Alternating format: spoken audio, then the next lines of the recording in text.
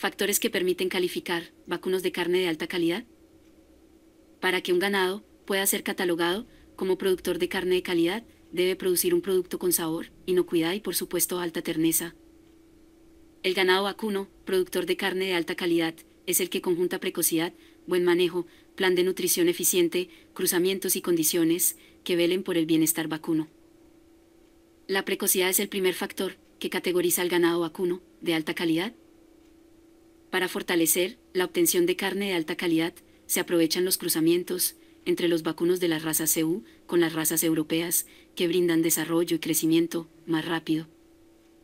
Un bovino cebado, que pese más de 350 kilos, a corta edad, la carne será más magra, la cual se clasifica como una carne con un importante nivel de terneza, que es la carne más apetecida por los mercados importadores.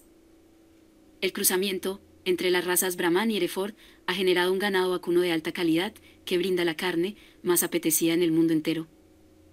En este cruce la raza Hereford aporta la gustosidad de la carne y la raza Brahman brinda la resistencia al medio. A la hora de calificar al ganado de carne, la alimentación que recibe juega un papel muy importante. Utilizar grano los últimos 100 días de la ceba se implementa para darles a los vacunos un acabado con más grasa y tener como producto final carne de la mejor calidad. Lo que define que el ganado vacuno sea de alta calidad es dónde, qué y cómo recibe la alimentación durante su vida. Algo que se ha comprobado en el ganado especializado en carne es que entre menos actividad física tengan los vacunos, más tierna será la carne. Los vacunos que se ceban en sistemas semi o confinados minimizan la actividad física, por tal motivo, no exponen la carne a la dureza.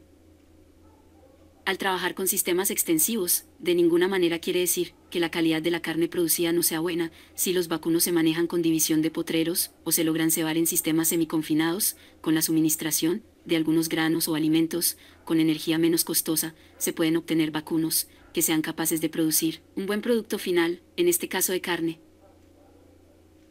Podemos concluir que el manejo brindado al predio ganadero se puede perder si durante la movilización del ganado no se utilizan las buenas prácticas de bienestar animal. Un bovino estresado tensiona sus músculos y en consecuencia llegará al sacrificio. Con carne de baja calidad, la alimentación a base de pasturas abre la oportunidad a los países de conquistar con su carne los mercados internacionales.